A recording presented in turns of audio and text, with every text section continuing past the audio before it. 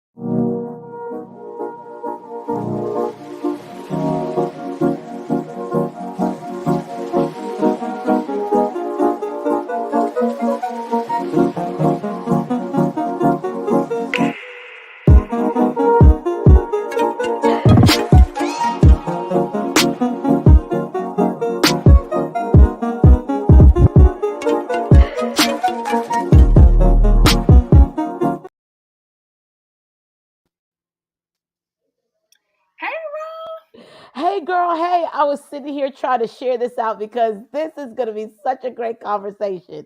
It is. I'm so excited to have you here. Thank you so much just for joining me. You I just think you're the coolest, you're the dopest. And I was like, oh man, I need to bring Ro back because we kind of chat through social media, but I was like, no, I Yes. need to bring her back here. So thank you for accepting my invitation to return.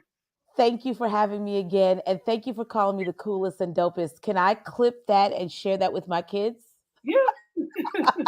who probably don't think I'm the coolest and the dopest? But thank Hey, you. you've got receipts and I'll vouch for you, okay? Okay, thanks. Awesome. What's up, everybody? This is Camille Essick, host of the Speaker Podcast. This is the podcast where innovators and creators connect. Tonight, we have someone that is just absolutely the coolest and the dopest. Roshanda Pratt is back here. So, you guys be sure to click, like, and share. Before we get anything just popping off and going, be sure to follow me on Instagram. I'm at Camille.Essick. Also on YouTube at Camille Essick Official. I am working to build my YouTube channel. So please go there and subscribe. I would truly appreciate it. And you know what? Good black men still exist because why? They are not all bad. So go right now to my Instagram page and Chemistry Room Fragrances and also with Good Black Men Official on Instagram. We have lots of merchandise available. Tonight's fragrance is brought to you by Chemistry Room Fragrances. I have a new fragrance out. It's called Island Kiss. It's an amazing room spray. We Ooh. got duos available. Lavender Vanilla is back in stock, you guys. Go get that right now. Also, my digital store on Etsy is available. Have merchandise there as well as all of my goody glam things on my Amazon store. So, with that being said, we're going to hop right into this conversation. Roshanda Pratt, first of all, girl, what is going on? How are you doing? I am doing well. It's been an interesting couple of months in a good way. There's a lot of great things on the horizon, and a lot of things that are popping off. But I am just in a place of surrender, child. I'm to the point where I'm just like, you know what? Have your way, sir. You know the thoughts and plans that you have, and they are good. So I surrender. I love it. I love it. I love it. Thank you for Khalil Megan for hopping in. Be sure to like, comment, and share. Those that are not familiar with your background role, can you let the listeners and viewers know a little bit about who you are and what you do? Sure. So my name is Roshanda Pratt, but I'm known in the digital streets as the Rose Show Live. I'm a video visibility coach and producer, empowering you to build a brand with video because your visibility is power. I spent 20 years working behind the scenes as a television news producer. So I take a lot of things that I learned behind the scenes as a television news producer in helping you to be seen, heard, and paid, and showing up with that camera confidence, shining your inner light so you can monetize your story. I love it. So hopping right into helping those like myself, I want to hop into the conversation as far as branding for the introverted. I'm an Mm, introverted person. The fact that I'm even here doing this, sometimes it still surprises me. I Like, love it. Mm-hmm. microphone, I'm talking, but I still, when I get nervous, I will start talking very quickly. I have a tendency to hide behind posts or reels versus I admire people that get on social media and get right in the camera and talk, or they do these monologues for like 2 or 3 minutes, 10 ways to do this, 5 ways to do that. Mm-hmm. And then I try to do it, and it's just like this, and so I get so flustered, and I'm Yeah. like, screw it. So, can Mm-hmm. you speak to those like myself that want to be in front of the camera a little bit more, and how to kind Yeah. of break out of that shell? First of all, I want to give you permission and everyone else who may have identified with what you just said that being nervous actually is your superpower. How? It's your superpower because it lets you know as an indicator that you still care. Mm. The fact that you get nervous is an indicator that it shows that I want to show up as my best self. I want to be able to deliver valuable content. I want to be able to present something in a really succinct way that people would resonate with them and that they will identify with. So instead of looking at nervousness as a bad thing or as a clue that, oh my gosh, I shouldn't be doing this because of all the butterflies and how I'm feeling, what if we flip that narrative and we look at it as our superpower? I have worked 20 years behind the scenes as a television news producer, right? And I still get nervous. Matter of fact, Woo! I did a TV interview this week and I was like fumbling all over my words. Afterwards, I was so mad at myself because I got in my head about something and I just was like, oh my gosh, that was not my best work, my best presentation. And the anchor texted me afterwards and said, man, Roshanda, you did a great job. You really delivered it, which also tells me that a lot of times what we get in our head about, the people that we're coming to serve are not even thinking that or even see that, right? And so that's why I tell people, whether you're an introvert or extrovert, to really lean into embracing progress over perfection every single time. So let's flip it on its head. Fear is not fear. Nervousness is just an indicator that you want to do something really well. And then embracing the fact that I am just going to get better every single time I do this. If I get 10% better every time, by the end of the month, I'm 300% better. I love that. One of the things that you said, perfection, and with social media, Yeah. there's this push that it has to be spot on, it has to be perfect every time, it Hmm. has to be flawless. And now I hear the next generation coming behind us. Well, they're literally having anxiety because they want to be perfect. They want to look perfect. They want, Yeah. and so because this is so pushed into the social media space, if you don't nail that picture or selfie the right way the first time, if you don't do your reel or your speech or whatever for social media perfect the very first time, then it turns inward and it's almost like you're mentally abusing yourself. You're emotionally abusing yourself. So For what do you sure. think I want to apologize to your generation and to everyone else because I think we have um, made perfection an idol, and we need to tear down the idol. We need to understand that the audience that you're speaking to doesn't want it to be perfect because they're dealing with perfectionism and trying to kick it in their own life. What people want is they want to be a part of your journey. So when I think about Rhonda Geddes, who started with me 6 or 7 years ago when I was on Periscope, and to where I am now, a lot of times people will say, people will see the glory of where I am now, but not understand my story, not understand that when I started, Camille, I just took messy action. I committed to taking messy action. In fact, you can go somewhere in these digital streets and find my first videos, and they are terrible. It is hot. It's a hot mess express. You don't have to tell me, I will tell you that it's bad. But I had to start somewhere. Everyone has a genesis. No one starts perfect. They start with it messy, and we later evolved to the studio that you see here before you. We didn't start here. I started with a white wall behind me and a message in my heart. We grew to this. And so we have to understand that messy is a part of us getting better. We have to take messy action in order for us to progress. Because, this is what I said this weekend. I was speaking at an event and I said this, and I think this is going to make you laugh, but it's also going to put some things in perspective. I was talking to the audience about creating content and taking this messy action. And I said, I already know what you're going to say. You're like, but I don't know what to do. I don't know how to do this. How do I start? Well, you didn't know how to do puberty, but somehow we made it through. Hot mess. Hot Some mess. some of us didn't know how to do marriage. Listen, you're still trucking. There's a lot of things we didn't know how to do, but we just got started, took some messy action, learned some things. Okay, I won't do that again. Okay, that worked really well. I'll keep doing that. And you grow. How do you grow if it's perfect? You grow in failure. You grow when it's messy. What is that saying? You don't fail unless you quit. As long as you don't quit, that's when you only quit when you only failed when you actually quit. Yes, exactly. We need to, you know what we need to start doing? We need to start celebrating and putting on social media when you had a failure. We need to Mhm. start like, well, that didn't work. And here's the thing about failure too. I talk to my kids about this. Listen, we either learn or we win. So even what we consider a failure, is it really a failure or you just learned that didn't work, I won't do that again, or let's try something differently. So I think we just need to learn how to celebrate when things don't work because you're on your way to what does work. That's good, and that brings me to my next point as far as the humanity of a brand, because it Yeah. seems like sometimes now with social media, particularly with the introduction of TikTok and Reels and stories, Hmm. that I was just having this conversation earlier with someone, and what they demand for you to go viral, it kind of pulls you away from the core of who you are and your brand. Yeah. They want you to do a dance, or they want you to create a skit or reenact a scene from a movie, or Hmm.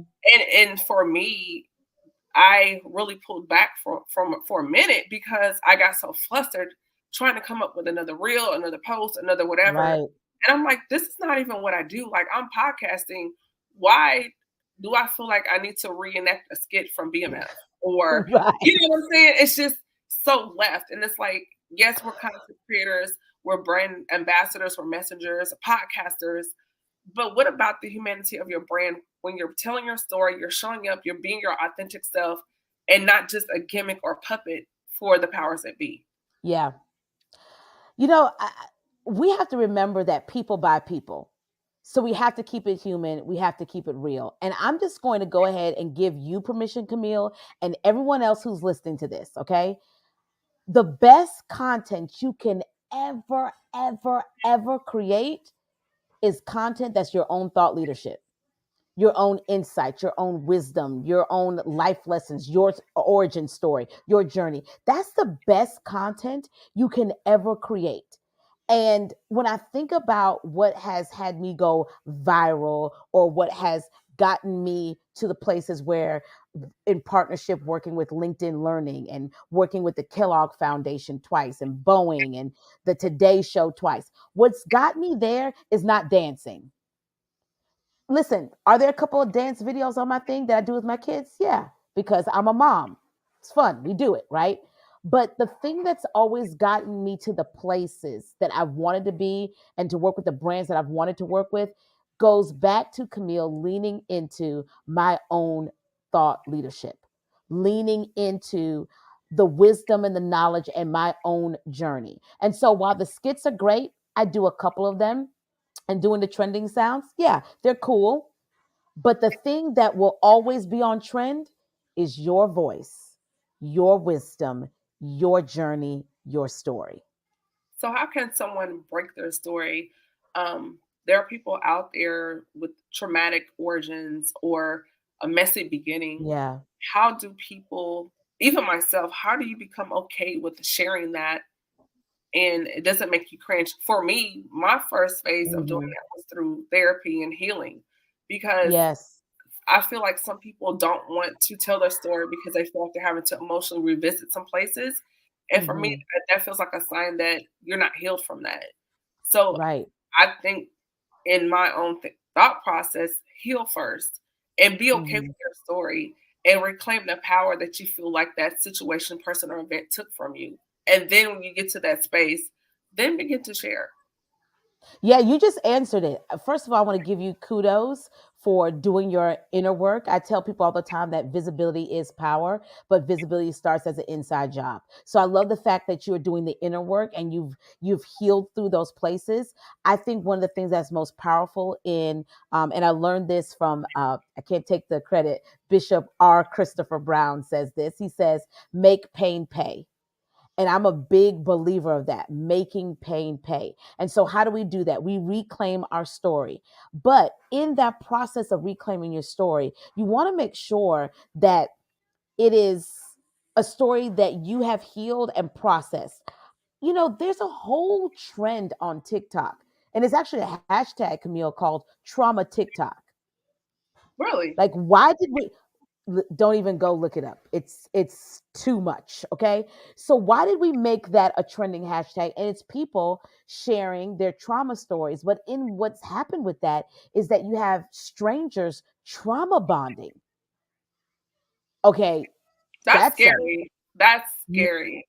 totally scary. So I'm a big believer of sharing from a place where you are well, you are healed, and that this is not opening up old wounds for you to reshare. The other thing with that, when we're sharing stories that may be messy or traumatic, is how much of this do you need to share? Do you need to Mhm, go into all of the details, right? mhm. Is this a story that you even need to share that will resonate with your audience? Right. So for me, one of the stories that I share is advanced trigger warning here. One of the stories that I share is I talk about the fact of what was a major transition for me in catapulting me into entrepreneurship was a home invasion at gunpoint. Wow. You know, this happened about 9 years ago with my family, and it was during the day, it wasn't at night, but that was my major aha moment. That was my major burning bush experience, I call it, Mhm. because in that moment, I realized that I was living life very insignificant and very small. The woman you see today was birthed out of that experience. Now, depending on where I am, I may go into details. Sometimes I may scratch the surface. Sometimes where I am, that story is not even relevant to the Right. people that I'm speaking to. So I think also as people who are storytellers, and facts tell but stories sell, we have to do our due diligence in understanding what part of our story does our audience really need to hear. So I'm going to share with you a quick exercise that anybody can do this. And Okay. actually, if you've been in middle school, you've probably done this exercise. So it's taking out a sheet of paper, and on one side of the sheet of paper, it's writing down your story, like just your little bullet points, right? Writing down your story. And on the other side of the paper, it's going back through and putting a highlight or circle around the stories that you feel comfortable sharing and identifying which of those stories will connect and resonate with your audience. Because what we all have to understand as storytellers and using storytelling in marketing is we're just a couple of years removed from our audience. Mhm. That means the people that you are called to serve were once you. Think about that. It's almost They like you're were speaking back to yourself. correct. Exactly. So and so can I just, I know, I feel like I'm all over the place, but this Go is going to be ahead. really good. You have the floor, Ro. Okay. The other thing that I want to just put in there as well as a little sidebar is if you are a new entrepreneur, please, sir, please, ma'am, hear me out. Please journal your experience. Here's why. One of the major tenets of storytelling is connecting to the emotion. And for some of us, we didn't journal through that experience. So we're trying to drudge back up. Okay, how did I feel when I was learning how to get comfortable on camera? What was that like? What was the emotions? What were the things I was feeling? But if you're journaling your entrepreneur experience, you can then go back into your journal and pull back up those feelings and those emotions and start to use that in your videos, start to use that in your marketing copy because you know what they need because you once were them. That's good. I never thought about that. Wow. Yes. I mean, I Journal. knew it in my prayer journal, but I never Yes. thought to go back and reach and grab some of those things and then turn that into content. Yes. You're That's why you're welcome. here. That's why you're here. That's why. Okay, if you have not done so, I need you to like, comment, share. Please. Roshanda Pratt is here. She's dropping major bars, and if you're not sharing this, shame on you because she is giving out the game for the free 99 tonight. So please do that. Um, Going back into that, which also leads into bleeding, because you see a Mm-hmm. lot of people bleeding on social media. They're going on live and they're literally crying on their lives, uh, Yeah. whether if it's someone died or divorced or whatever it is. So let's kind of go into that space of bleeding into safe spaces where there are no lights and there are no cameras. Mm-hmm. What does that look like? This is so interesting because I know for me, there are times where I talk about certain things and I may get emotional about it because I remember when. I was doing an interview early this week and I was talking about my journey from, leaving my television news job and betting on myself. And I got a little emotional in that. Not sad, but just overwhelmed with, man, I remember when we were here and now look at where we are now, right? I think one of the things that we have to do is we have to take a certain level of responsibility with this device in our hand. See, the Yes. smartphone is now the new remote control. And now the remote control is in everyone's hands. Camille, being a journalist of 20 years, everyone didn't have access to control the narrative. The only way you could control the narrative is by being on TV, being invited on or pitching the media. But now everybody can just go live or post a video, and now they have control of the narrative. But what we have to understand, and I'm trying to do my part here, is really giving people media literacy and understanding that your visibility comes with a responsibility. Mhm. It's my responsibility that if I open up a place and a space and a wound to talk about the pain or the trauma that I have, it is my responsibility to make sure I stitch it back closed. So even when I'm talking to people about that home invasion at gunpoint, it leads them to, hey, this is what the end result is, a happier place, right? And that's something I actually learned in television when we would put together our newscast. One of the things I remember my early years as a journalist, one of my EP's executive producer told me, she said, Roshanda, you do not want to take people on a emotional roller coaster. How many times have you turned on your local media and it's like death, death, death, death, death, death, death, and puppy dog? And you're like, wait a second, this was too heavy. So she would tell me, she's like, it's your responsibility as a producer not to overload people with all of that. Let's break up some of the bad news and let's put it together in a way that's taking people not on an emotional roller coaster, but it's giving them the information that they need, but they're not feeling overwhelmed after they left. So my personal responsibility, and I hope your personal responsibility, everyone who's watching this live or in the replay, is this: it's my responsibility to make my corner of the internet better, whatever that better may look like. It's Yeah, my responsibility to make this corner of the internet better. And that's we good. have to take on that responsibility as content creators, influencers, whatever you call yourself. You are supposed to make it better and healthier. That's really good. Also, too, I think that when people have these moments on social media, they forget there's a thing called memories. That stuff is Yes. going to cycle back. And Right. what if you had a meltdown and you did a Tyrese a session on Instagram Live, and Yes. then it comes back around 5 years later or 10 years later, and you're not even in that space anymore. But Right. that you had, it could re-trigger you. It could re-trigger someone Mm-hmm. else that's following or listening to you. So I like what you said about bringing it back around. Yes, we do have to share information.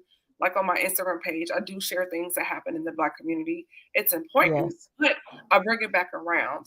And I Mm-hmm. don't put it out there every day. But I Right. do think people forget there's a feature now called memories, and it happens. Yes. One of my mentees was doing a lot of work in the advocacy space, especially after George Floyd.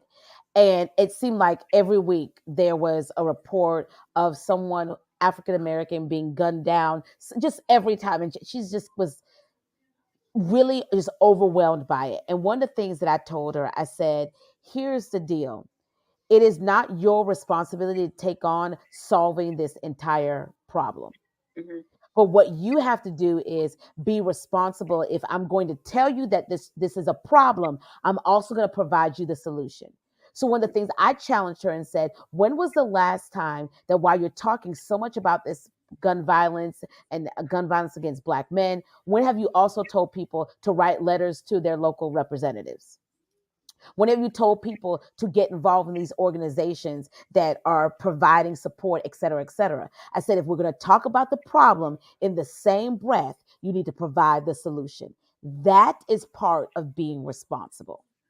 I always use the analogy of the thermostat versus the thermometer. And I always Yeah. ask the question, which are you? Because if you're a thermometer, all you're doing is reporting the environment. You're just reporting the situations. It's So hot, good. it's cold. Hmm. That's all you're doing. But the thermostat not only reports what's going on with the environment, but then it'll make an adjustment so everyone is comfortable. So you have an option. You can be a thermostat or you can choose to be a thermometer. So good. Exactly. And you got to make a choice. Which one are you going to be? Hmm. Yeah. Exactly. I love that. So what do you feel like has been your greatest reward within yourself outside of media? Even though yes, you're in media, but being in media, what has been your greatest reward personally in that journey? Wow. That's a really good question. Um, okay, so there's two. Can I give two rewards? Yeah. I think one of the things that's been really a blessing for me is that I worked in TV for 20 years, and my parents are immigrants to this country. My West Indian father is the reason why I became a journalist because in the fourth grade he told me I needed to watch the news. He said, as an American citizen, I should know more about your country and your community than you do. So my friends were watching, the Smurfs, and I was watching Tom Brokaw, learning about Reaganomics and the Gulf War. Ooh, And one of the things that I have taken in my 20 years is just the responsibility to stay curious. And in that, I've been able to pitch really great stories that have impacted communities, and I'm very proud of that. And because of that, this is not bragging, I think it's just my work in that, is that I have put myself in a position that if I ever wanted to go back to TV, I could find a TV job because again, I didn't leave it and burned a bridge, but it was one of those things of I left the industry and I made sure, just like I do in the internet world, that I wanted to make it better while I was there. I think as an entrepreneur, the thing that I am most proud of is that I continue to bet on myself and give myself permission to do so, and then I teach others how to do the same. that's good. As far as touching on that point, as far as burning bridges, we see a lot of transition of those that are in corporate America doing the 9 to 5, and they're like, I'm a Hmm. full-time entrepreneur, and they kind of, as I call it, FOD, flesh on display. They get caught up, and then Yes. you burn that corporate bridge, and then you have Hmm. a hiccup in your entrepreneurial journey. Now you Yeah. can go back to corporate America because you arrived Hmm. and you're self-made and you're a full-time entrepreneur, not Yeah. realizing that being full-time entrepreneur is cyclical. You have your ups and your downs. So For sometimes you have sure. to slide back on over to the Yeah. office. So can you touch on the importance of fostering and maintaining those relationships even when you're crossing over into full-time entrepreneurship? Because as you said, you can go back and get a new job if you wanted to. Right. Your network is your net worth. Your net your network is your net worth. And I'm a firm believer that while I was working at my last CBS affiliate job, that they were my angel investor.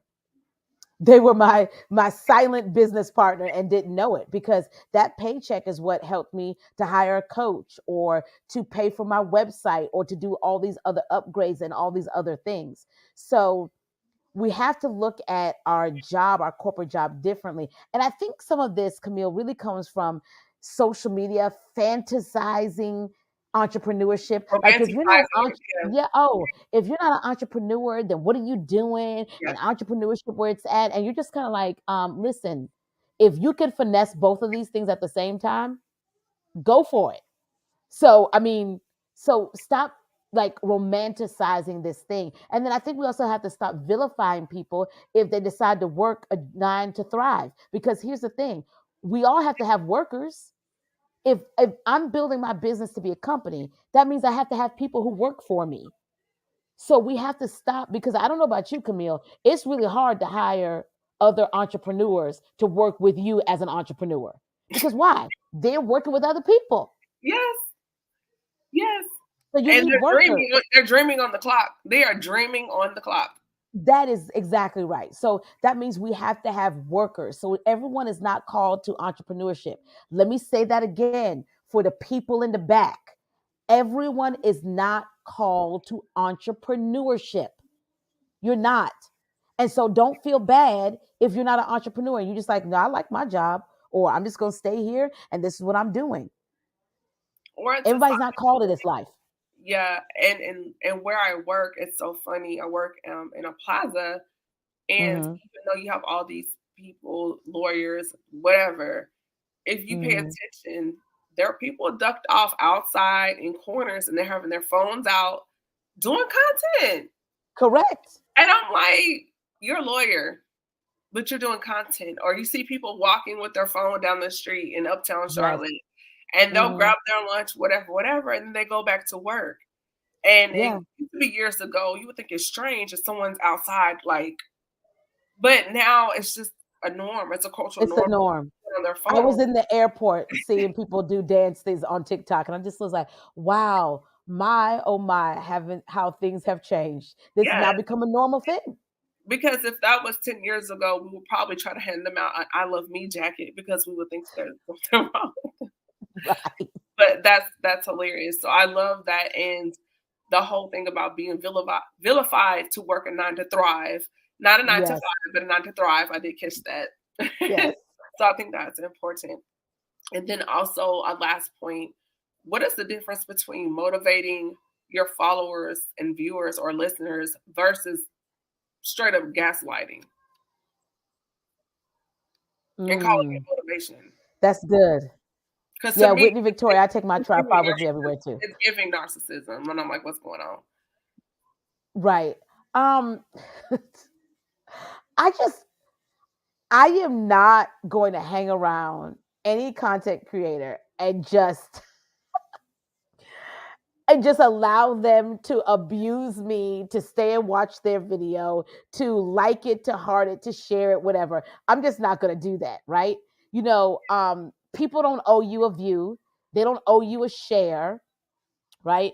We create this in the sense of to build community and connection and all of those things. And so I think one of the things is if you're with someone who's bullying you, because I've seen it, and I'm just thinking, like, why are people paying attention to this person? People need to stop listening so they can correct their behavior.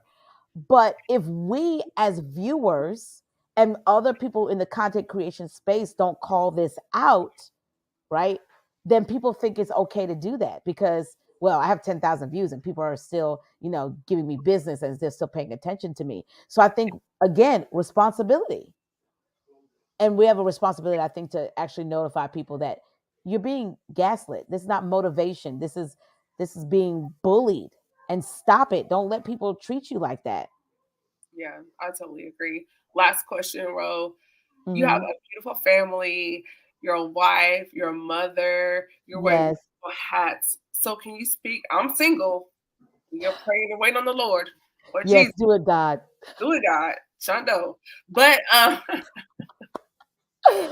but we have married ladies and gentlemen in here and they tune in. Yeah. What can you say to my married audience as far as being an entrepreneur, the importance of choosing your mate, choosing your Hmm. fate, your purpose partner, and when you are chasing your dream, the importance of having that support and that backing as a creative?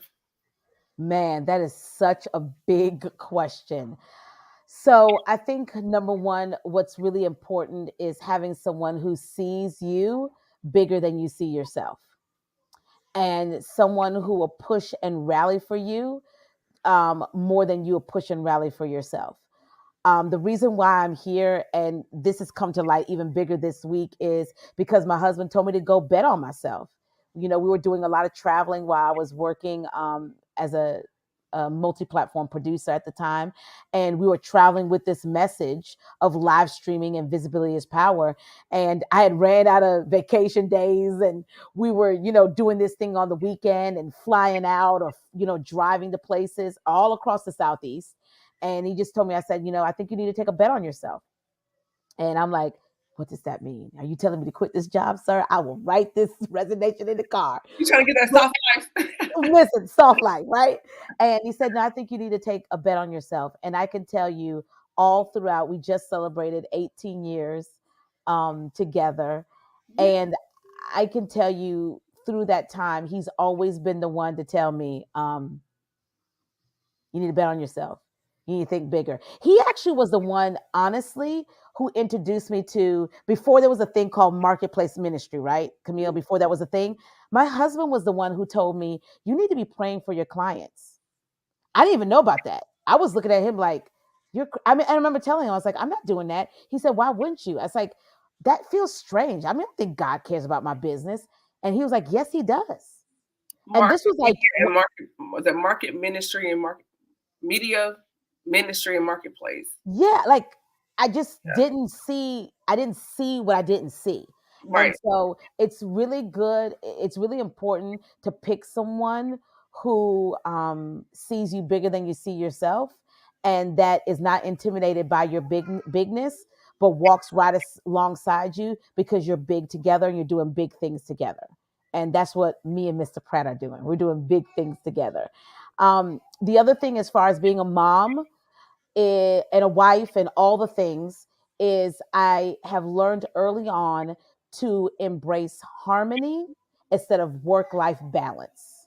Balance doesn't exist because it would denote that things need to be created equal. And how do you know? How many like tonight, if we're having this discussion, and if my 5-year old had to be rushed to the emergency room, what do you think is more important? I'm gonna Exactly. have to say, Camille, sorry, I had to take my 5-year old to the hospital, right? Let's take a rain check. Right. So everything is not gonna be balanced. But what we do is we work in harmony and in sync. And so how do I get all the things to work in harmony? And so one of the things that we do is we have a family calendar. And if it's not on the calendar, it's not real.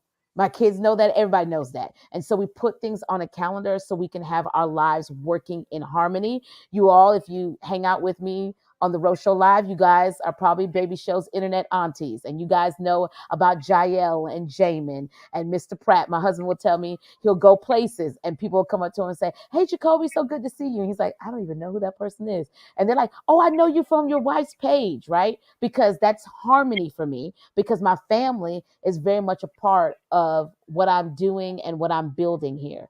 My son edits my videos. My 15-year-old daughter is my TikTok producer. So I learned very early on too, Camille, that include your family in what you're doing. Don't exclude them, because that will make it very difficult.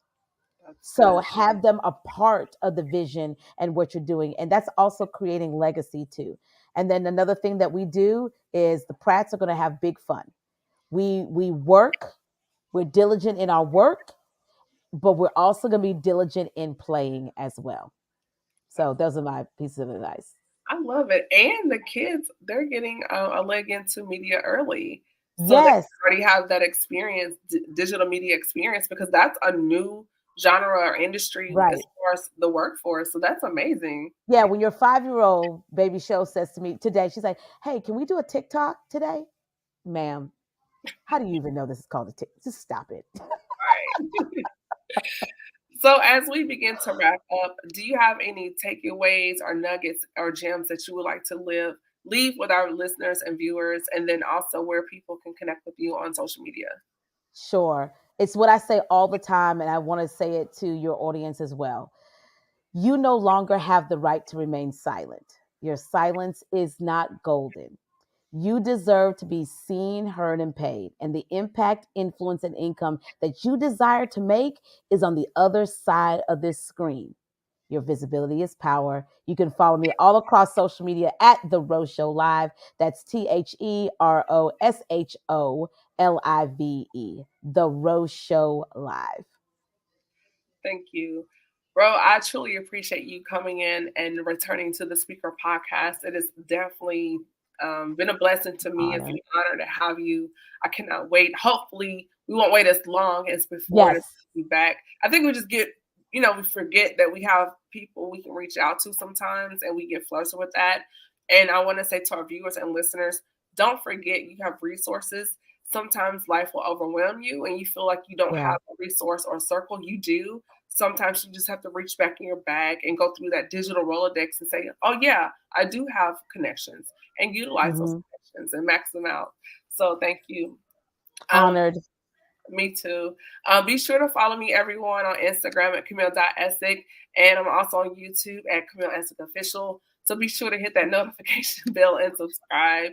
Again, thank you to those that tune in tonight. Shout out to Whitney and Khalil, Courtney, and my source. Yes, the network, Whitney, that's correct. Auntie T. Brown and a few others that popped in and out. Megan, thank you for hopping in. One of my church members, Faith Covenant. What's up, y'all? Atlanta FCC. Thank you so much. I love it. Yes. Mansoor, Courtney, that's my two. Thank you so much. Again, I hope you all got something from this. Next week, tune in. I'm going to have some fellas on. I said fellas with an S. So that is the conversation. Okay. You do not want to miss. Yeah, I don't want to spoil it just yet. So you guys tune in. But yeah, let me know what you think about this episode. Drop some comments below, like, comment, share, and I'll see you guys next week at 8 o'clock. The Speaker Podcast. This is the podcast where innovators and creators connect. You all be blessed and have a good night. Bye. Good night.